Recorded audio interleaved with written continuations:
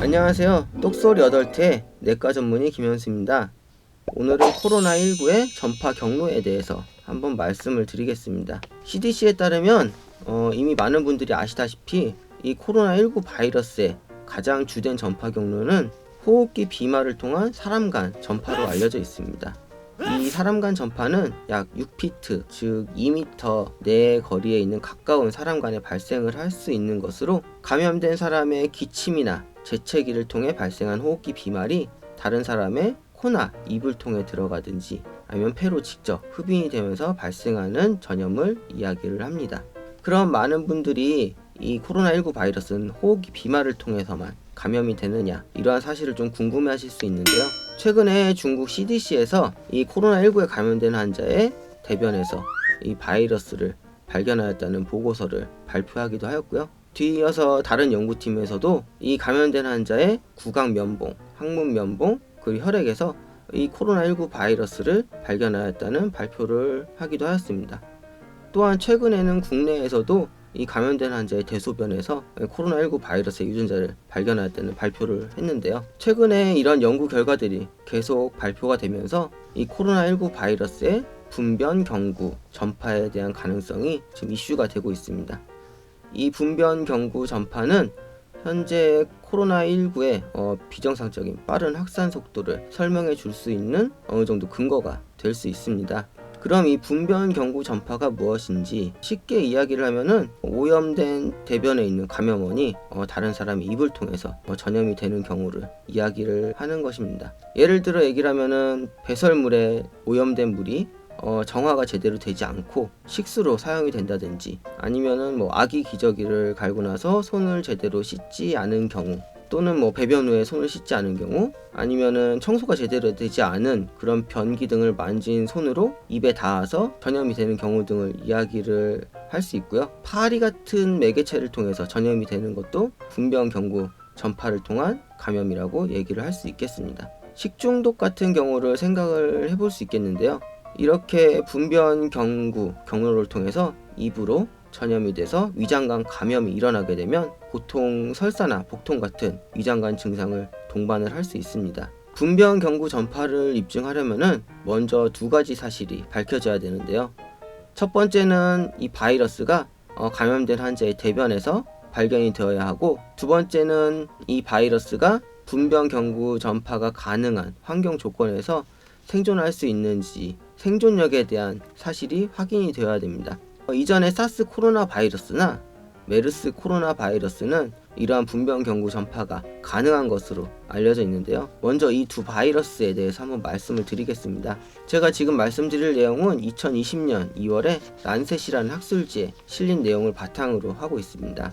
먼저 사스 코로나 바이러스는 현재 지금 문제가 되고 있는 코로나19 바이러스와 유전자 염기 서열이 약 82% 정도 일치하는 거의 비슷한 바이러스이고요. 2002년, 2003년 사스 유행 당시에 감염된 환자의 약 16에서 73%에서 설사 증상이 동반되었다고 알려져 있습니다. 또한 이 사스에 감염된 환자의 대변에서 이 바이러스의 RNA가 검출이 되었는데요. 발병 5일째부터 바이러스의 RNA가 대변에서 검출이 되기 시작을 했고, 발병 11일째 최대치를 보였고, 길게는 30일까지 이 바이러스의 RNA가 대변에서 발견이 되기도 하였습니다. 2012년 메르스 유행 당시에도 약 4분의 1 정도의 감염된 환자에서 설사나 복통 같은 위장관 증상을 보였었고요. 이 중 일부에서는 호흡기 증상이 발생이 하기 전에 발열이나 위장관 증상이 먼저 동반이 되었다고 알려져 있기도 합니다. 이 메르스 코로나 바이러스 또한 감염된 환자의 대변 샘플을 검사하였을 때 약 14.6%에서 이 바이러스의 RNA가 발견이 되었다는 연구 결과가 있습니다. 이렇듯이 이 두 바이러스 모두 감염된 환자의 대변에서 발견이 되었고, 이 바이러스들에 감염된 환자들은 설사나 복통 같은 위장관 증상을 보이기도 하였습니다. 이에 더해서 이 사스 코로나 바이러스와 메르스 코로나 바이러스가 분변 경구 전염을 일으킬 수 있는 환경 조건에서 생존 가능하다는 생존력이 이미 확인이 되었는데요. 사스 환자를 치료한 병원의 하수에서 이미 사스 코로나 바이러스가 검출이 되었으며, 다른 병원 하수에 이 사스 코로나 바이러스를 방출하는 그런 실험을 했을 때 4도씨의 온도 환경에서는 이 바이러스가 14일간 전염성을 가졌고 20도씨 환경에서는 이틀간 전염성을 유지했다는 연구 결과가 있었습니다. 또한 사스 코로나 바이러스는 22에서 25도씨의 온도 그리고 40에서 50%의 상대 습도의 환경에서는 약 5일간 생존력을 가지고 있고요. 38도씨 80에서 90%의 상대 습도 환경에서는 24시간 정도 생존을 할 수 있는 것으로 알려져 있습니다. 이 메르스 코로나 바이러스 또한 낮은 온도와 낮은 습도의 환경 조건에서 생존 가능한데요. 이 메르스 코로나 바이러스는 20도씨의 온도 및 40%의 상대 습도 환경에서는 48시간 정도 생존을 할 수 있으며 30도씨의 온도 그리고 80%의 상대 습도 환경에서는 8시간 정도 생존력을 유지할 수 있는 것으로 알려져 있습니다. 이러한 다양한 환경 조건에서의 바이러스의 생존력은 바이러스가 직접적인 접촉이나 아니면은 파리 같은 매개체를 통해서 감염이 될 수 있다는 사실을 이야기를 합니다. 앞서 말씀드렸다시피 코로나19 바이러스 또한 이미 감염된 환자의 대변에서 검출이 되었으며 이전 우한에서의 감염된 환자들의 데이터를 봤을 때 2에서 10%의 감염자에서 이미 설사나 복통, 구토 같은 위장관 증상을 보인 것으로 알려져 있고요. 이 중 10%의 환자에서는 호흡기 증상이나 이런 증상이 발생을 하기 전에 이런 위장관 증상이 하루 이틀 먼저 발생을 한 것으로 알려져 있습니다. 하지만 아직까지 이 코로나19 바이러스가 분변 경구 전파를 일으킬 수 있는 환경 조건에서 얼마나 생존 가능한지에 대한 연구 결과는 정확하게 나와 있지는 않습니다.